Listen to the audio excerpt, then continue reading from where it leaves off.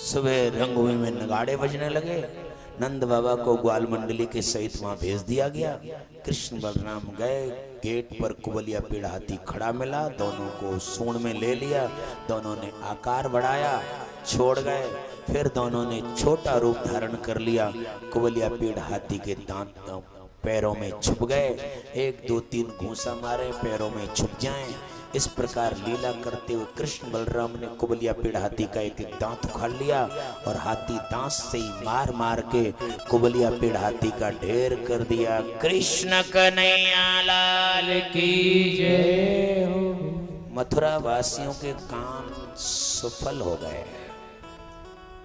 क्योंकि आज तक मथुरा वासियों ने इन कानों से सिवाय कंस की जय के आज तक किसी की जय नहीं सुनी। सब परेशान है।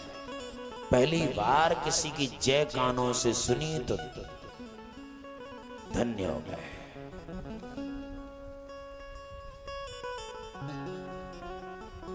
रंगभूमि में प्रवेश करते हैं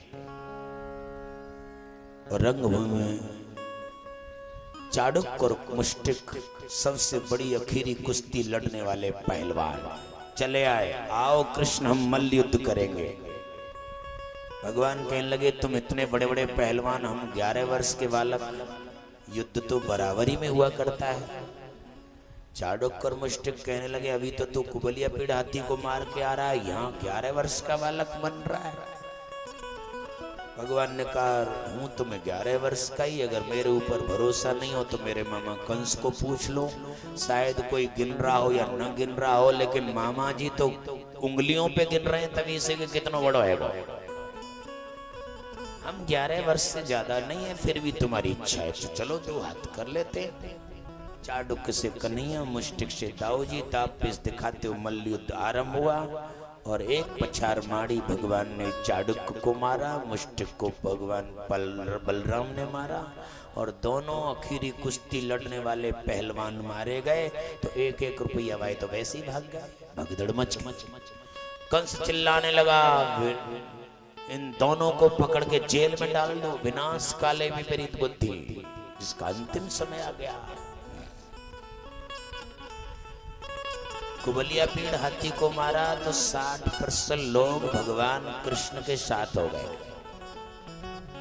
चाणक्य और मुष्टिक को मारा तो भगवान कृष्ण के साथ 100% लोग हो गए।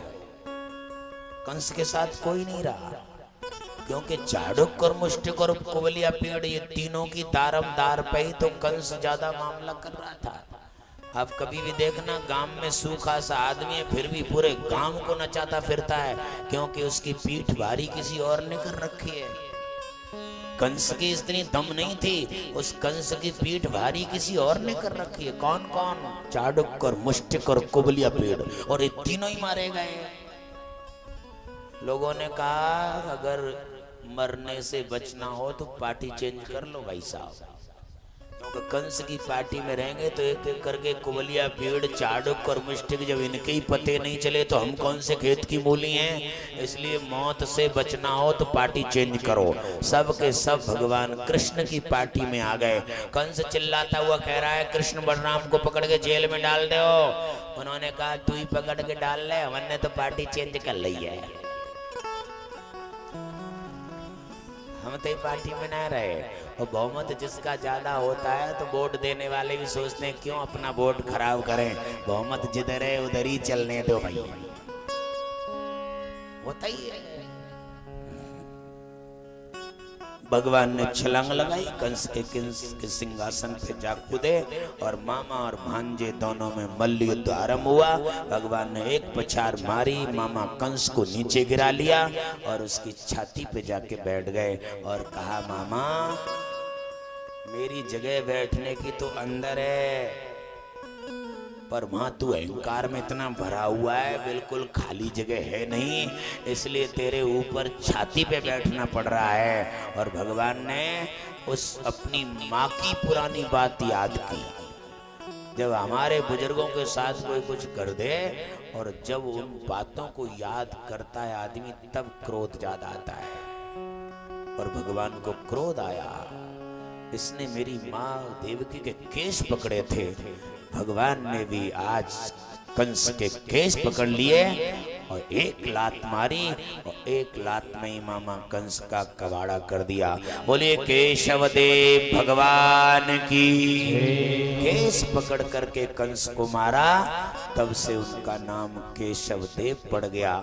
हम मथुरा की जन्मभूमि पर जाइए, वहाँ केशव देव भगवान की ही पूजा होती है।